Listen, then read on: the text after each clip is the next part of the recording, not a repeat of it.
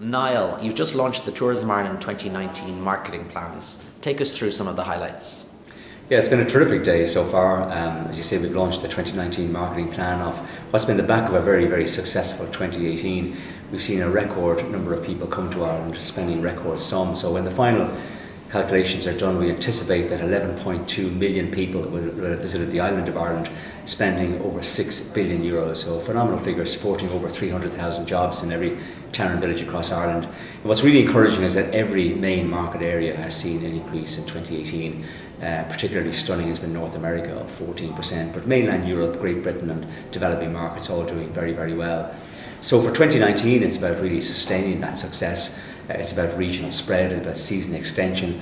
But what we're delighted to do today is launch a new campaign, our first one in 7 years, Jump into Ireland, and will now go off the shelf, so to speak, and Fill Your Heart with Ireland is the new campaign that's been out, tested over the last number of days and weeks, and was filmed back in September, October around various parts of the regions of the island of Ireland. And we're really thrilled it hits on the main passion points of why people want to come here, like landscape, like food, like screen tourism.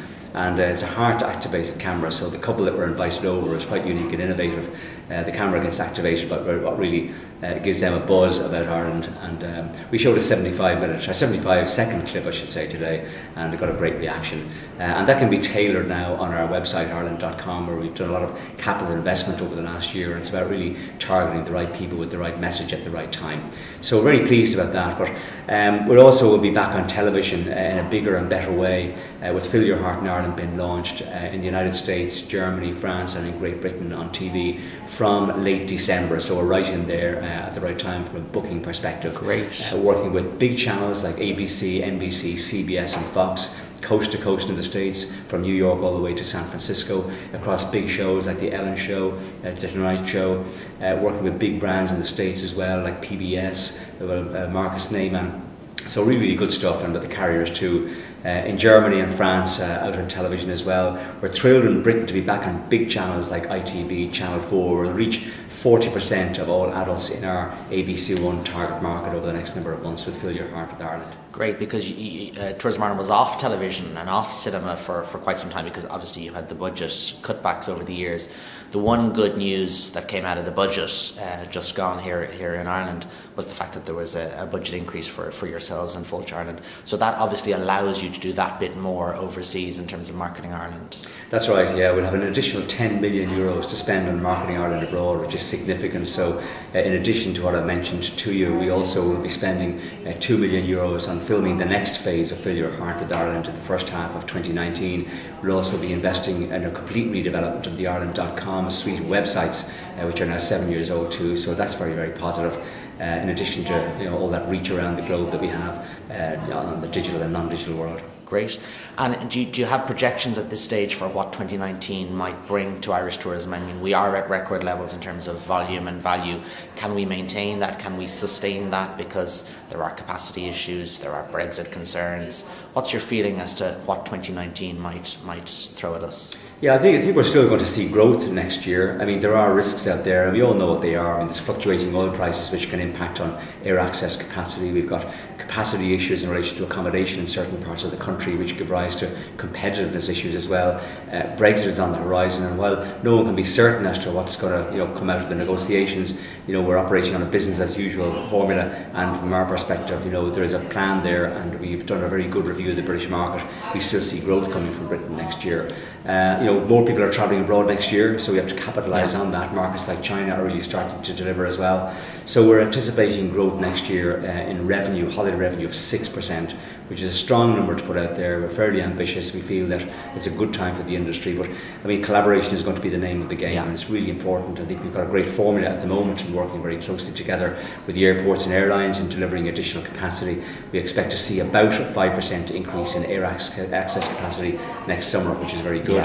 but it won't work without hard work, and it's great to have the industry rolling in behind us on some of those sales missions that we're doing out to the marketplace too. Yeah, absolutely vital that we showcase all that Ireland has to offer. Tell us a little bit more about those new and emerging markets, because we know how well the States is doing, and we're so excited about that. Europe holding up well, and Britain, I suppose, is the great unknown. But those new and emerging markets, the China routes, for example, that are coming into the country, Cathay Pacific, Hainan Airlines and so on. Are you excited about that? Oh, I think it's phenomenal. Yeah, I've spent a bit of time in those markets over the last number of years. The air access development and the partnership that we have with the DAA particularly has been very fruitful.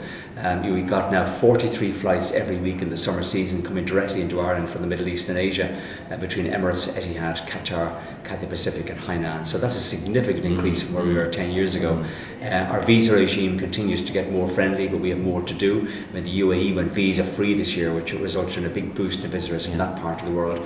We have sales missions going out to the UAE and India in January. We'll be in Qatar in September, and our biggest sales mission will be out to China around May. And last year we had 24 companies. We hope to do the same again to 4 cities. We'll expand our footprint in China this year. It's also the 40th anniversary of diplomatic relations between Ireland and China. It's the 25th anniversary of Riverdance in China, which is a big promotional platform too for Ireland.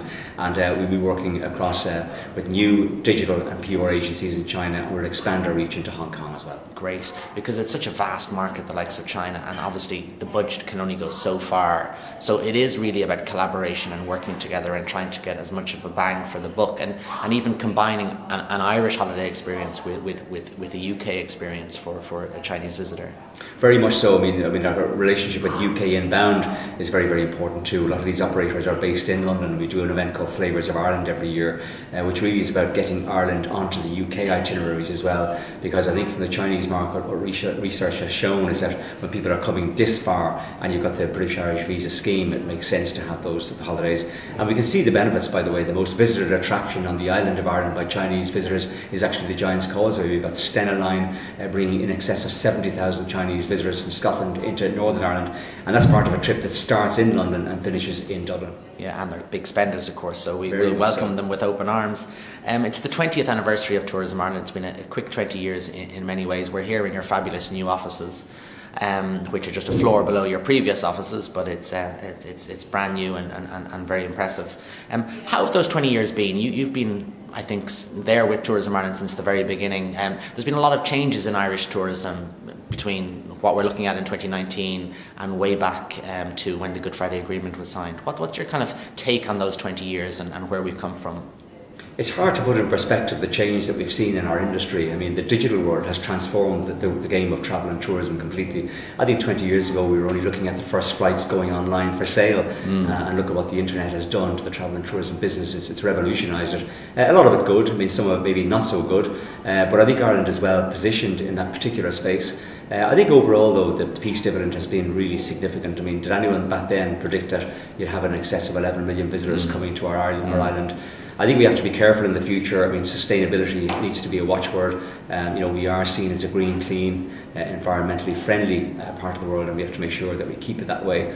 But I think for Northern Ireland particularly, last year we saw about 2.2 million visitors coming in. They're looking at good growth next year with a lot of additional hotel capacity, events like the Open, things like Titanic, a lot of things that weren't there before. So I think all in all, it's about working together and collaboration, and together we achieve more. Yeah, and I suppose Tourism Ireland was one of the all-island agencies that were created on the back of the Good Friday Agreement, and it just shows that really Ireland needs to be presented as a single island destination to a global audience. I think so, and what was really encouraging, despite all the uncertainty in the Brexit debate, the one thing from the very early start was that both the UK and Irish governments underpinned the institutions of the Good Friday Agreement, saying that there wouldn't be a change, and that was very reassuring for a lot of the industry that we work with. So very much 2019 is about continuing to grow, continuing to create jobs and support communities, and it's great to have that support. Great, Niall, thank you so much. Congratulations to you and the Tourism Ireland team on the last 20 years, and best of luck with your new campaign in 2019. Well, thank you very much for all the support of the industry over the last year. This is a team effort,